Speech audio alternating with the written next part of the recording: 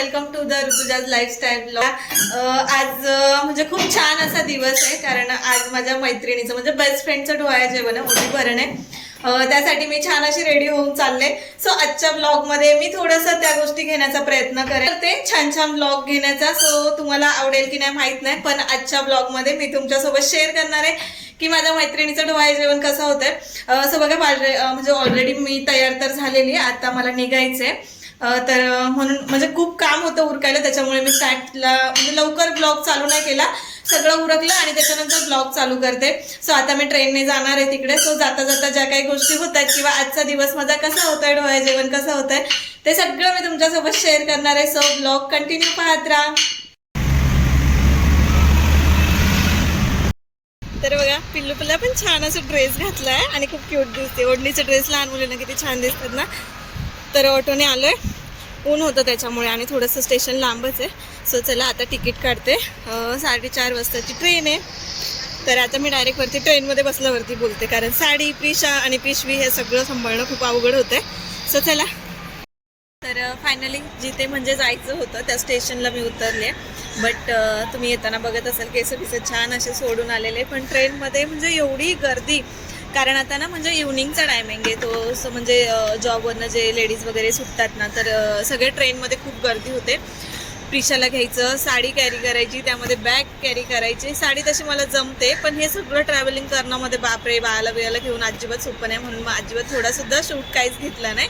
आणि खूप साऱ्या बायका, त्यामुळे तिथे बोलायला पण असं तेवढं कॉन्फिडन्स म्हणजे नाही आहे, तेवढं बोलायला नाही होत। त्याच्यामुळे म्हटलं आता मी उतरली आहे, थोडा वेळ बसली आहे, कारण एक माझी फ्रेंड माझ्याच ट्रेनने म्हणजे ती मला जॉईंट होणार होती, पण तिला घरून यायला उशीर झाला, त्याच्यामुळे मग मला बसायला जागा भेटलेली ट्रेनमध्ये। म्हटलं परत भेटते नाही भेटते, मग मी आले निघून ट्रेनने, आणि ती आता मागच्या ट्रेनने येते। सो तिचीच वाट बघते। सो चला 5-10 मिनिटामध्ये ती पण येईल, आणि जिकडे डोहाळे जेवणाला जायचं आहे सो तिकडे पण 5-10 मिनिटामध्ये पोहोचू। चला पुढे मी तुम्हाला बेबी शॉवर कसं होतंय ते तुम्हाला सगळं दाखवेन। तर 5 मिनिटाच्या नंतर माझी मैत्रीण सुद्धा आलेली। आता तुम्हाला इथे ट्रेनमध्ये दिसतच असेल, जी पिंक कलरचा ड्रेस घातलाय, आणि सोबतच तिच्यासोबत ही ब्लॅक ड्रेसवाली मुलगी होती, जी की ट्रेनमधून उतरता उतरता पडली।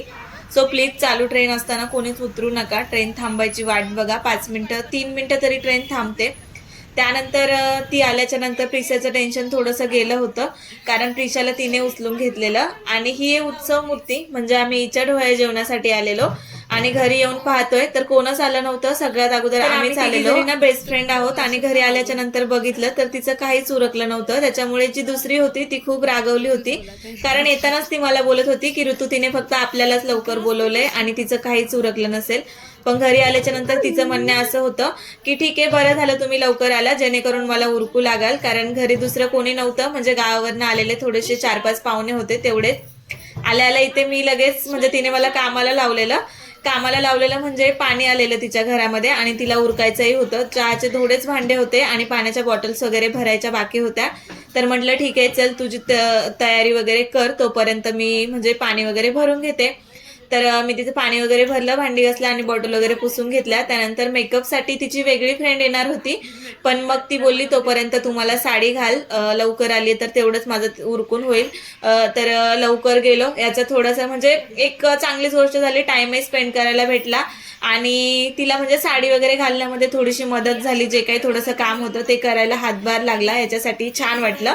मग तिला मी जशी जमते तशी छान अशी साडी घातली, आणि डोहाळे जेवणाला अशी हिरवीच साडी असते, आणि जी की ह्या साडीमधला लुक खूप छान वाटतो। म्हणजे कोणीही असू दे, हिरवी साडी घातली, पूर्ण शृंगार केला तर खूप छान वाटतं। तर मी तिला इथे छान अशी साडी वगैरे घालून दिली होती, आणि असं आपल्या जवळच्या मैत्रिणीचा काही कार्यक्रम असला तर किती छान वाटतं ना, म्हणजे असं वाटतं की आपणच हक्काची व्यक्ती आहे। सो आज मलाही असंच फील होत होतं, आणि यासोबतच आपल्या ज्या आठवणी असतात त्या सुद्धा ताज्या होतात। तुम्ही ते बघत असाल, जेव्हापासनं बिचारी म्हणजे हिचं नाव निर्मला आहे, आणि जिचं डोहाळे जेवण आहे तिचं नाव अश्विनी, तिला आम्ही लाडाने आशू बोलतो। तर जेव्हापासनं म्हणजे ती आली तेव्हापासून ती प्रिशाला सांभाळते। त्यानंतर छान असं पाणीपुरी खायला आलेलो, कारण सगळेजण म्हणजे यायला उशीर होता, मग सोबतच आम्ही ओली भेळ पण घेतली, आणि छान असं एन्जॉय केलं। प्रिशाला ते म्हणजे मी तिथे पहिले राहत होती, त्यामुळे इकडे म्हणजे पाणीपुरीवाला झालं, भेळवाला झालं, सगळे ओळखीचेच होते, तर त्यांनी कॉम्प्लिमेंटरी म्हणून प्रिशाला हे कुरमुरे दिलेले, ती ते खात होती।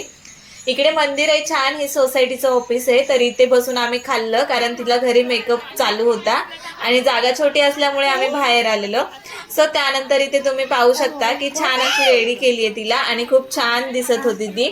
सो तिचं हे म्हणणं होतं की मला म्हणजे नर्वस वाटतंय, सो तू मला सारखं डायरेक्ट येऊन घेऊ नकोस. म्हणजे तिचं कसं होतं, सासू वगैरे सगळे गावावरून आलेले, त्याच्यामुळे म्हणजे तिला असं थोडंसं अनकम्फर्टेबल वाटत होतं. पण ठीक आहे, काहीतरी छान आठवणी जमा होत असं तिलाही वाटत होतं. तर त्यानंतर इथे डोहाळे जेवणाला कार्यक्रमाला सुरुवात झाली होती आणि तुम्ही इथे पाहत असाल की हे म्हणजे जिजू म्हणजे तिचा नवरा, मैत्रिणीचा नवरा, तो एवढा ऑकवर्ड फील करत होता बिचारा. कारण असे बायकांचे जे कार्यक्रम असतात ना, सगळ्या बायका असतात, भलेही सगळे त्याच्याच घरचे होते तरी सुद्धा म्हणजे काय माहिती का प्रत्येक वेळेस असं होतं. सो माझ्या वेळेस सुद्धा प्रिशाच्या बाबांना असं बाजूला बसायला सांगितलेलं, सो त्यांना सुद्धा असं खूप ऑकवर्ड वाटत होतं की सगळ्या बायकांचा कार्यक्रम आहे, पण ह्या क्षणाला आपल्याला वाटत असतं की तोही आपल्या सोबत असावा. कारण म्हणजे त्याचाही तेवढाच हक्क असतो किंवा त्यालाही तेवढाच मान मिळावा यासाठी, आणि आपल्यालाही आनंद होतो. सगळ्यांचं ओवाळून झालं आणि त्यानंतर आता मी सुद्धा ओवाळायला घेतलं होतं, कारण ओटी भरणे, ओटी वगैरे भरायचं होतं आणि तिच्या लग्नाला मला काही जायला जमलं नव्हतं, त्याच्यामुळे मी आवर्जून म्हणजे ह्या कार्यक्रमाला आले होते आणि तिनेही मला बोलवलेलं. मी बऱ्याच वेळेला त्या दोघांना घरी सुद्धा जेवायला बोलवलेलं, पण म्हणजे नाही यायला जमलं. त्याच्यानंतर तिची प्रेग्नन्सी वगैरे ह्या सगळ्या गोष्टी, त्यामध्ये ट्रॅव्हलिंग तिलाही नाही जमलं. तर ह्यावेळेस माझं होतं की म्हणजे डोहाळे जेवणाला, ओटी भरणाला मला जायचंच होतं.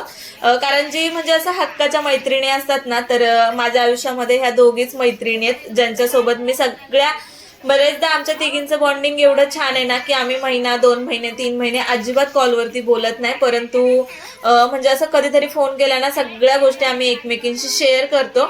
आणि तुम्ही इथे बघत असाल की ज्याच्या घरी कार्यक्रम असतो ना, त्याला सगळीकडे लक्ष द्यायचं असतं. म्हणजे स्वतःचा कार्यक्रम एन्जॉय करायचा सोडून बाकी कोण आले, कोण गेले, कोण चाललंय, जेवून जा, हे ते, ह्या सगळ्या गोष्टी. सो तिला आम्ही सांगण्याचा प्रयत्न करत होतो की बाकीचे सगळे बघतील, तुम्ही दोघं जण इथे जे चाललंय ते एन्जॉय करा. पण तिचं लक्ष याच्याकडेच होतं की म्हणजे कोणीतरी लवकर गेलं तर तुम्ही जेवून जा, हे करा, ते करा. सो इथे मी छान अशी ओटी वगैरे भरून घेते. तर सगळ्यात महत्त्वाचं म्हणजे ना, मला फोटो काढायची खूप जास्त आवड आहे. म्हणजे ह्या आठवणी मला जपून ठेवायला आवडतात आणि मी प्रत्येकाला सांगत असते की माझा फोटो चांगला येऊ द्या, जेणेकरून स्टेटसला ठेवायला आला पाहिजे. सध्या कारण जे आहे ना तेच चालू आहे ट्रेंडिंग, की कुठं आपण गेलो तर ते स्टेटसला ठेवून दाखवण्यात म्हणजे वेगळीच मज्जा असते. तरी सुद्धा मी जे क्षण असतात ना तिथले ते सुद्धा जपायचा प्रयत्न करते. त्यानंतर आपल्या साध्या सुद्धा पद्धतीने जशी जमेल तशी मी ओटी भरून घेतली आणि हा क्षण खरंच खूप छान होता की म्हणजे माझी ही जवळची मैत्रीण, म्हणजे आमच्या मैत्रिणींमध्ये सध्या माझंच सगळ्यात लवकर लग्न झालेलं आणि त्यानंतर हिचा नंबर होता. बाकीच्याही खूप मैत्रिणी आहेत, पण ज्या जवळच्या मैत्रिणी असतात ना तर त्या ह्याच दोघी जणी आहेत. एकीचं तर अजून लग्न बाकी आहे. सो बघा, मी तिच्यासाठी गजरा, साडी, ओटी भरण्याचं जे काही सामान असतं ते आणि बाकी फ्रूट वगैरे ते आम्ही दोघी जणी मिळून घेऊन गेलेलो, सगळं छान असं. आणि हा गजरा म्हणजे मी तिला जबरदस्ती लावत होती, कारण ऑलरेडी तिला गजरा लावलेला होता आणि तिचं म्हणणं होतं की तू जर गजरा आणलाच होता तर तू मला पहिलंच का नाही सांगितलं. मी तोच लावला असता, कारण गजऱ्यासाठी तिने नंतर सेपरेटली कोणाला तरी पाठवून गजरा आणायला लावलेला, पण मी त्यावेळेला नव्हते, त्याच्यामुळे माझ्या बॅगेतच गजरा राहिला. आणि नंतर मी ओटी भरताना छान असं तिला गजरा वगैरे सगळं लावून दिलं.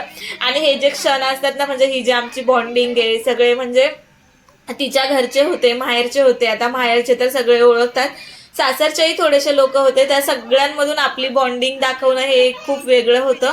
कधी कधी असं वाटतं की ह्या मैत्रिणी आपल्या घरच्यांपेक्षाही जास्त हक्काच्या आहेत आणि ती सुद्धा आमच्यावरती खूप जास्त हक्क दाखवते. आणि आम्ही सुद्धा ज्यावेळेस एकत्र, म्हणजे आम्ही कधी कधी पहिलंच सांगितलं मी की खूप वेळ असं बोलत नाही, आणि हा तो छान क्षण होता ज्यावेळेला नवरा तिला छान गजरा लावून देत होता, जो की निघला होता, जे मी कॅप्चर करण्याचा प्रयत्न केला.